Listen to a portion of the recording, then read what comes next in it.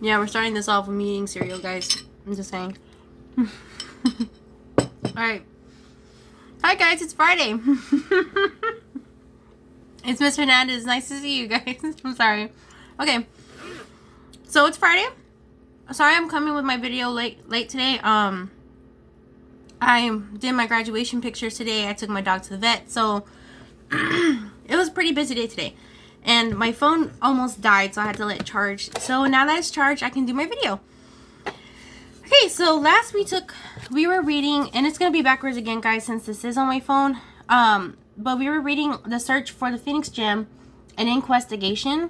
We are learning more about Sedalia, who is the main character in this book.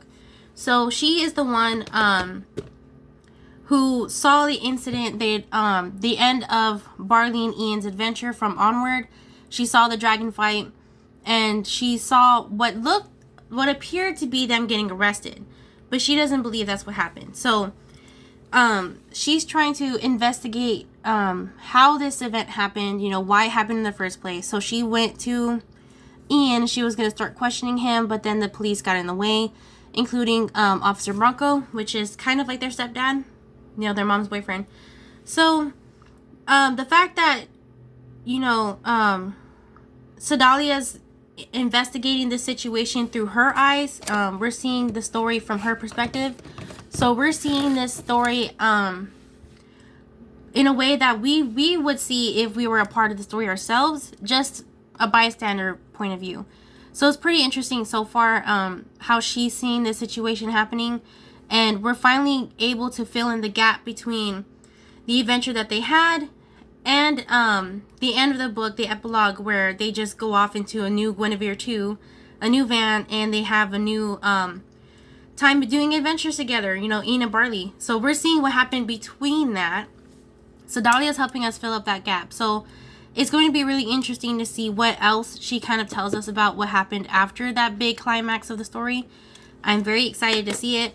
So, last chapter we read was chapter 4. Sedalia was trying, like I said earlier, she was trying to talk to Ian. The police got in the way. She spoke to the principal. I forgot what her name was. Principal's Pipamel. And Principal Pipamel was more afraid of losing her job rather than anything else. So that was pretty interesting. And she also spoke to the janitor. And the janitor said he was actually inside of the school when it broke apart and turned into the dragon, and now he's too afraid to go back into the school. So I thought that was an interesting part of this, of something you would not have seen in the movie or that we read in the book. It's something that we would not have gotten. So it's pretty interesting. The janitor's name was Mr. Nash, by the way. He's too afraid to go back into the school. So Sedalia is now ready to start asking even more questions. She's going to find more people she can talk to, so to make this investigation go further. And she wants to be the first person on this story because, like we said earlier in the last videos, she's an aspiring journalist, so she is definitely ready to start getting these stories in. So I can already see we're about to hit format. So I'm just going to start reading, guys. So we're on chapter 5. I know you can't see that well, guys. I'm sorry, especially because it's backwards, but I'm still going to show you pages anyway. So chapter 5. So Principal Pipamel wasn't much help. Huh, Althea said. None whatsoever, Sedalia replied. She seemed to think the school board was going to pin the whole thing on her. I think she's paranoid. Maybe. Seems likely, Althea nodded, unsurprised. Anyway, thanks for responding to my text, everyone. I know it was kind of last minute, but I need your help. Althea, Parthenope, and Gurge made up Sedalia's main group of friends. They were all different in personality, appearance, you name it, but they enjoyed hanging out together. Sedalia hoped that among them they could piece together the mystery that was Ian Lightfoot. Anything you need, Sal. What can we help you with? Parthenope asked. How well do you know Ian Lightfoot? What's his character like? Sedalia said. His character? Parthenope echoed. You mean like in one of those role-playing games? Sedalia was about to correct her when Parthenope started laughing. I'm just having fun. I know what you meant. Honestly, I don't know much about Ian. He kind of kept to himself. We say hi and bye in the hallway sometimes. Sedalia made a note on her pad. Even if she wasn't especially helpful, she asked Gurge, "What about you, Gurge?" Gurge shrugged. "I know he had a party that I didn't get to go to." "I'm certain that someone knows something about Ian," Sedalia said, dotting her pencil on her notepad.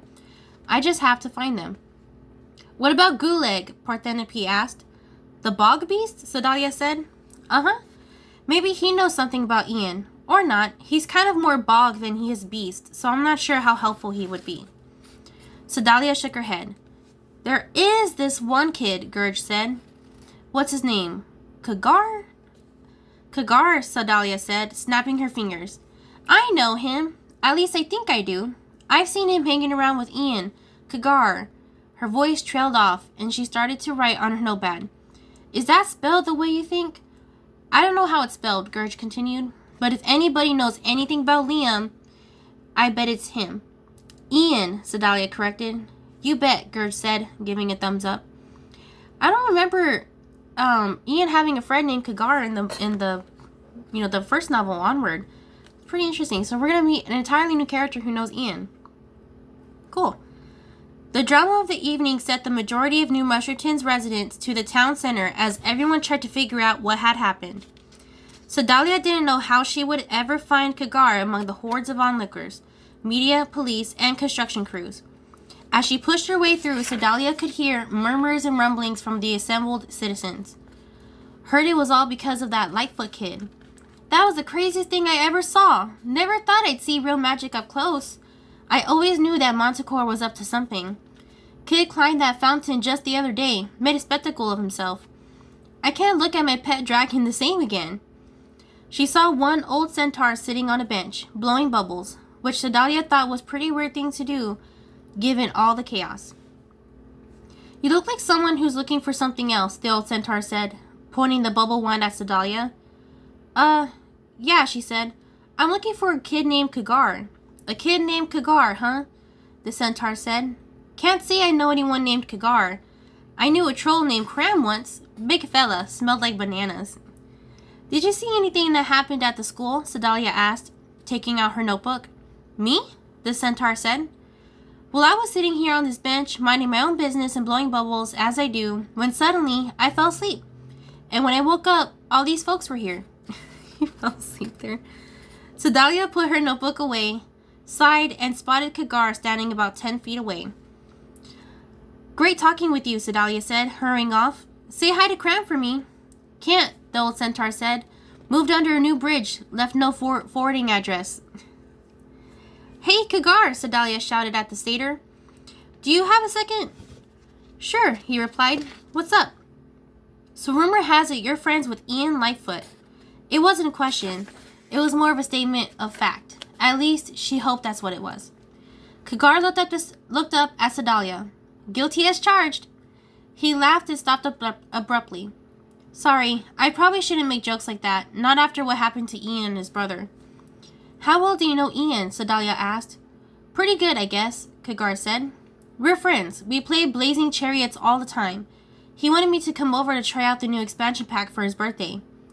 "Did you end up going to his birthday party?" She left out the part about how Ian had revoked her invitation. "I couldn't go. My parents were taking me to the Labyrinth Mall. Big back-to-school sale, you know." Sedalia nodded. "That place is lame," Kagar added, walking around some rubble. "You can't find anything there, which I guess makes sense given the name and all." "Was he the kind of person to get in trouble?" Sedalia asked. Kagar laughed. "Ian? Trouble? Those are two words that don't go together at all. If anyone was going to get in trouble, it was his older brother." "Barley?" Sedalia asked. "How so?" "You know, he's always getting busted for stuff. Like he's always getting in the way of the construction crews, trying to prevent them from tearing down historical landmarks and stuff." "Do you know anyone who was close with Barley?" Sedalia asked. "Yeah," Kagar said. "That guy." "Who's that guy?" "That guy, standing right behind you." Sedalia looked over her shoulder and saw a towering figure behind her. Ooh, so that's the end of chapter 5. I thought, Ian kind of made it seem like he didn't have friends in the book. So it's pretty interesting to see in this one that he actually did have a friend. Maybe they're not as close as he would have hoped, but it seems like he does have friends. So here's chapter 6, guys. This is already interesting. You know Barley? Sedalia sputtered. A giant troll stood behind her. While his size was intimidating, he was smiling at her. He chuckled. I do indeed. The name's Shrug Rosehammer. I heard you were looking for me. How'd you find out? Sedalia said, puzzled. I didn't even know I was looking for you until just a second ago. Yeah, me neither, Shrub replied. I was just walking by and I overheard your conversation with Kagar. Sedalia immediately launched into reporter mode. So did you witness what happened here today? Yeah, I did. I had gone out for a walk, trying to brainstorm some new campaigns. I got near the school and, wow, I can't even. It was possibly the most amazing thing I've ever seen. Barley must have one crazy story to tell. What can you tell me about Barley Lightfoot? Is he mixed up in the situation? I don't know if I'd call it a situation, Shrub said, surveying the ruins of the school. More like a scene from the Battle of Stone Maid. Sedalia scribbled down Battle of Stone Maid on her notepad. Getting back to Barley, Shrub nodded. Yeah, well, I've known Barley forever. Since we were friends, you know, Quests of Yore. Sedalia wrote down the name on her notepad. Of course, everyone knows about Quests of Yore. It was a really popular board game a few years back. Shrub immediately raised his eyebrows, somehow standing taller than he already appeared. Was really popular. Try is really popular. You want to know why? What Sedalia really wanted was to get information about Barley. But if the only way she could get it was by listening to Shrub Rosehammer talk about Quests of Yore, then that's what she was going to do. She was a reporter after all, and would do anything to get her story. That's because Quests of Yore isn't just a board game. It's a historically based role-playing scenario. It has formed an entire community of adventurers all over the realm, which makes it very important. I get it, Sedalia said, making a note of it. You can learn a lot from playing Quests of Yore, Shrub continued, like all about magic, for instance. Magic, Sedalia said, intrigued. Is that what you think was going on here today? Magic? Shrub tilted his head. You know, it's just possible that's exactly what happened. How else do you explain the school suddenly transforming into a fire-breathing dragon? Mass hypnosis? Or hysteria? Sedalia offered. She didn't believe either one was responsible, but she was a reporter. It was her job to ask questions and poke holes in theories until she discovered the truth. Shrub shook his head vigorously. No way. First off, if it was mass hypnosis, wouldn't everyone be quacking like griffins? Sedalia wrinkled her nose. I don't think that's how hypnosis works. Anyway, Shrub said dismissively, what we saw was no illusion, no hoax, no imaginary story. It was full-on, straight-up magic. And with magic comes curses. But how can you be so sure? Sedalia asked. Where's your proof? And wait, what, curses? Look, you don't play Quests of Yore for 10 plus years without learning a little something about magic. That's the only thing that can explain it. But magic and curses aren't real? Of course they were real. Are real. Back in the day, everyone used magic all the time for everything. If it's so important, why did it become obsolete? Because it was hard to learn. You couldn't just flip a switch to get light. You had to have the magic gift and learn how to do the spell. It took real skill and patience to become a mage. So instead of casting the light spell, we have the light bulb, Sedalia said. Shrug nodded. You got it. Things just aren't like how they used to be. Did you know dragons could breathe fire more than 100 feet? And the heat was so powerful that it could melt through solid steel? Now dragons are all domesticated and small, and you're lucky if they can even give off a spark. Don't get me wrong, they're adorable, and I'm definitely a dragon person. But this is what happens when everything becomes convenient and easy. No one wants to take the time to go on valiant quests or learn magic. Shrub stopped to take a breath. But that's how I know that what we just witnessed was total magic. Through and through. That high school dragon completely fit the description of a real dragon of the days of yore, except without the weird goofy face. And what do you mean by curses? Sedalia asked. Well, if you're not careful, it's real easy to unleash a curse when you're working with magic, Shrub said. It's the price you pay when dealing with things that are powerful and rare. Only a curse could have created a beast like that one. Sedalia made note of curses, then tapped her pencil thoughtfully. How do you think Barley got wrapped up in this? Sedalia asked, trying to get her interview back on track. Shrub thought about it for a few seconds. Knowing Barley, it must have something to do with his kid brother. He loves that little guy. He'd do anything for him. Sedalia smiled. Though she only knew Ian a little, it made her feel better to hear such a glowing testimonial, especially since the brothers were now on their way to jail. Maybe the story would reveal just how good Ian and Barley really were and convince the police to let them go. Let's back up a little, Sedalia said. Let's say that what happened here today was part of one of your quests of yore. Her voice trailed off as she searched for the right word. Campaigns, Shrub offered. Right, campaigns. Let's say this is one of your campaigns. This would be the end, wouldn't it? Yeah, that sounds about right, Shrub said. This would be the end of the campaign, where the dragon is defeated and the Fellowship gathers the spoils of victory, or, gets arrested by the cops. Then what was their actual quest like? Sedalia wondered. How did it all start? Shrub's eyes lit up. Like all quests, it must have started at the Manticore's Tavern. Ooh, guys, the Manticore's Tavern. Sedalia had heard some of her friends talking about the Manticore's Tavern a while back, but she had never been there herself. She wondered why it was so important. Shrub continued. You don't just wake up one day and say, I'm going on an adventure and look.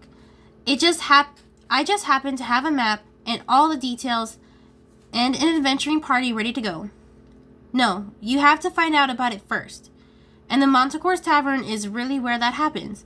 A group of adventurers walk into the tavern and maps out a quest. So, Sedalia said, leading Shrub. I'll bet you 5 unicorn crystals that Barley went to the Manticore's Tavern, Shrub said. Now it makes sense why the Manticore herself showed up in the battle. I'm so jealous. I'd give anything to stand in my armor next to the legend herself. But it was enough of a gift to see her in action with my own eyes, and she even wielded the Curse Crusher. I never thought I'd see the day. Sedalia was excited about this new lead. Are you certain about this? Yes, of course, Shrub said. It all makes sense. Barley would have to go there at the start of a quest. Otherwise, there'd be no quest. Plus, I heard there was a fire there yesterday. That's always an indication of something adventurous. Sedalia was surprised. Fire? How bad was it? I'm not sure, but I heard it was pretty serious. The whole place is off limits.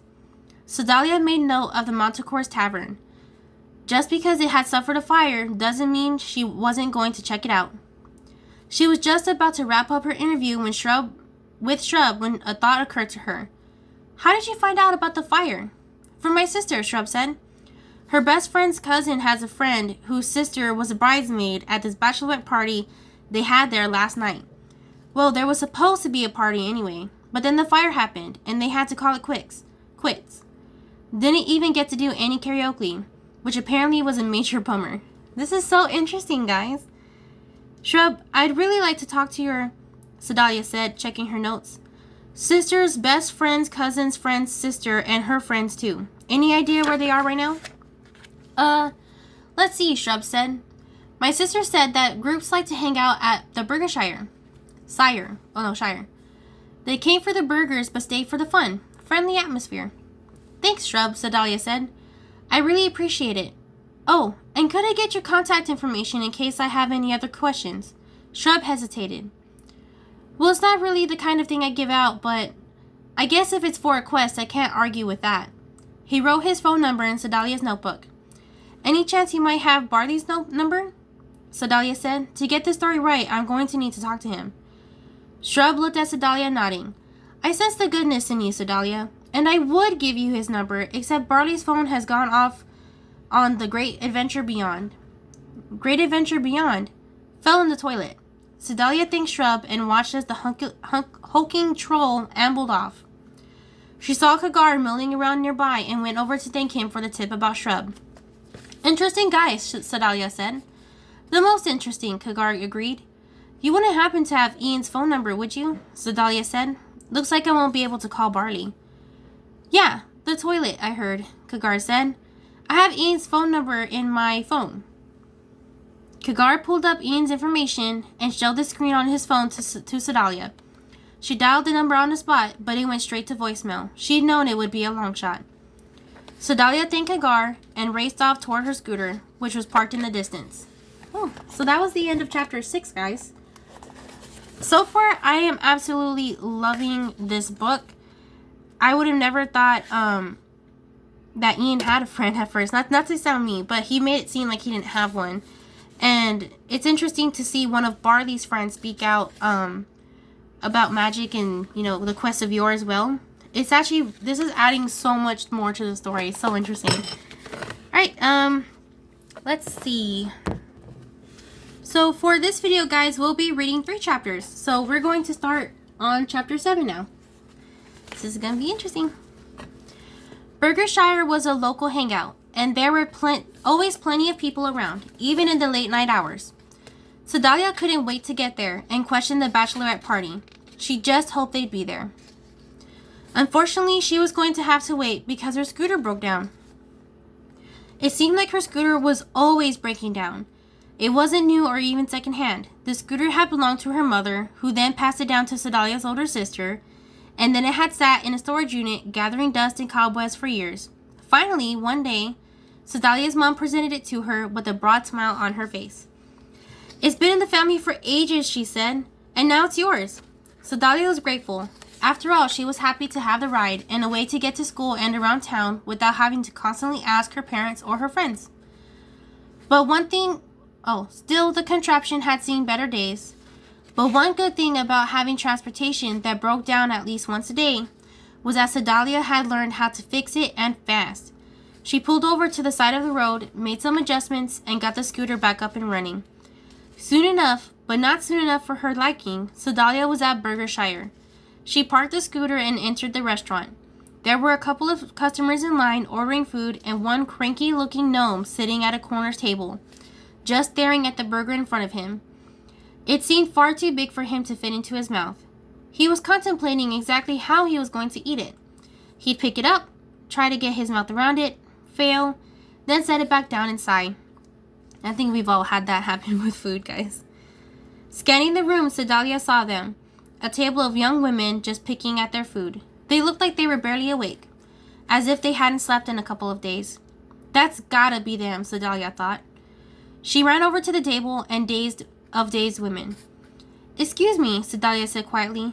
"I don't mean to intrude, but I'm looking for a bachelorette party that visited the Montecourt's Tavern last night." An elf met Sedalia's eyes. "We were at the Montecourt's Tavern." "Who are you?" asked the satyr. "My name is Sedalia Brushthorn, and I'm a reporter for the Fortnightly Dragon," she said. "I was talking with Shrub Rosehammer, and he said that his sister knows someone who attended the bachelorette party." "Shrub Rosehammer's sister?" said a goblin. Rosehammer? You're friends with her?" "I just spoke with her brother a little while ago," Sedalia continued, sidestepping the question. "He said that you and your friends were at the Montecourt's Tavern yesterday and witnessed the fire." "Witnessed," the goblin said, incredulous. "Witnessed? More like nearly died." The table of women murmured in agreement. "What can you tell me about the fire? Do you remember any details?" "I remember the karaoke machine was busted," said Cyclops. "That and the cracklins were cold. I hate cold cracklins. But you know what I hate more?" Sedalia shook her head. "Buildings that are on fire. Specifically buildings that I am inside that are on fire. I just wanted a fun bachelorette party with my friends, but instead we got trapped in an inferno." The Cyclops bride-to-be wailed as she burst into tears. "How did the fire start?" Sedalia asked. "Do you remember?" The goblin put an arm around her friend, trying to comfort her. "Our friend here is getting married in a week." "Congratulations," Sedalia offered. The bride nodded, wiping her tear-stained face. "So we thought, why not head over to the Montecourt's Tavern for a fun night of karaoke?" Then the Montecourt, she's the owner of the place, went completely nuts and ripped off the head of the Montecourt mascot and torched it. "Torched it?" Sedalia asked, deliberately. "I don't think there's another way to torch something, so yeah," said the goblin. "Anyway, she torches the head and throws it onto the table. Then she set a banner on fire. Whoosh! The rafters go up in flames." "And what did you do?" Sedalia asked, writing it all down. "What did we do?" the goblin asked. "We ran for our lives. We grabbed each other and headed for the nearest exit along with everyone else. I'm never going back to that place, the bride said, shaking her head. From the sound of it, no one will, Sedalia said. What do you mean? The goblin asked. Well, the tavern burned down, didn't it? Not as far as we know. After we ran outside, the fire department showed up pretty fast. They were able to contain it. It looked like they lost only the front of the building. You could see the original stonework peeking through. So it's still standing, Sedalia asked, clarifying. Still, the goblin confirmed. You can go check it out for yourself if you want. Thanks, I will, Sedalia exclaimed. Did you see what prompted the manticore to torch the mascot's head? No, the bride said, raising her head from the table. It was all a blur, but you might ask the sign twirler. The who? Sedalia said. The sign twirler, the bride repeated. You know, the person who stands outside Burgershire twirling the sign around that says they have the best Griffin burgers in town. But with the sign twirler, he was the one inside the mascot suit last night at the Manticore's Tavern, the goblin said. I guess he's out of a job, so now he's twirling signs here at Burgershire. Anyway, if anyone knows what was going on and what set off the Manticore, it's probably him. Where is he now? Sedalia said, noticing there was no sign twirler outside at this hour. Everyone at the table shrugged. Sedalia thanked the group and then walked out toward the counter. Welcome to Burgershire, said a cheerful elf behind the register. Would you like to try one of our delicious shakes? No thanks, Sedalia said. She was impressed and a little confused as to why the employee was so enthusiastic at this hour. I was just wondering when the sign twirler would be working again. I knew it, said the elf. Sign twirlers really do attract customers. He'll be here tomorrow at 6:30 a.m. sharp. Why don't you come by then and have a breakfast combo? I just might, Sedalia said, feeling optimistic. Then she headed out the door. As she walked toward her scooter, her mind was racing. It had been a productive outing, even if she was going to have to make another trip out to Burgershire in the morning to interview the sign twirler. Looks like Shrub knows what he's talking about, she said to herself, adjusting the chin strap on her helmet.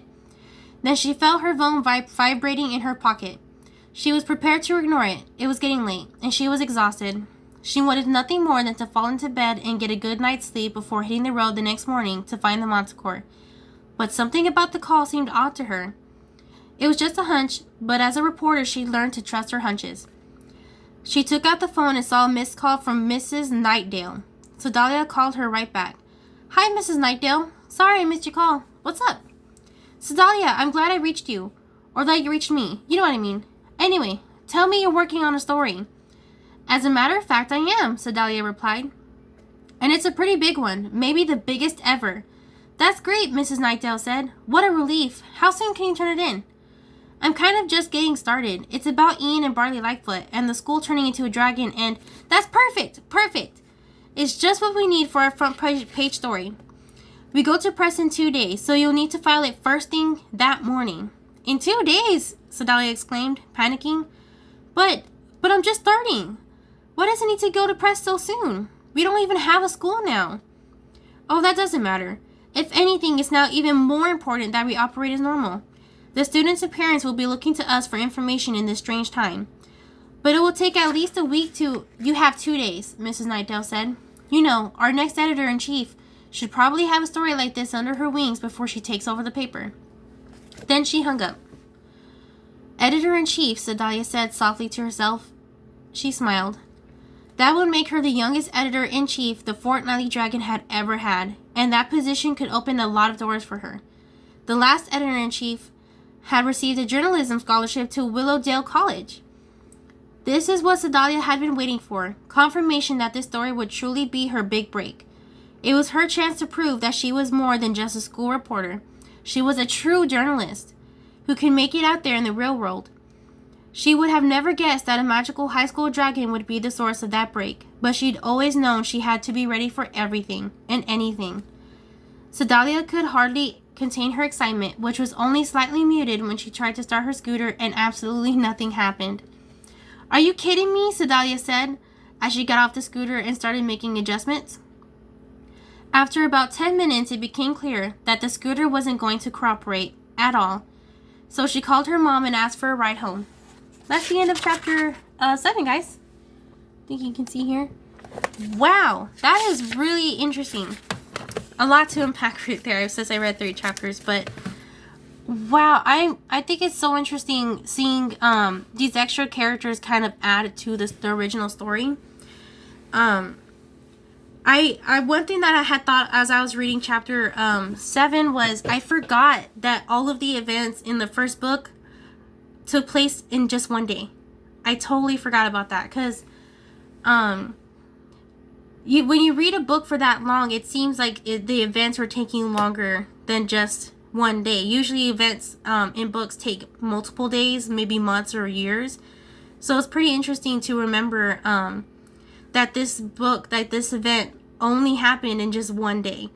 And Sedalia's helping me remind myself of that. So that was pretty cool. And, this is also taking place the day after Ian's birthday.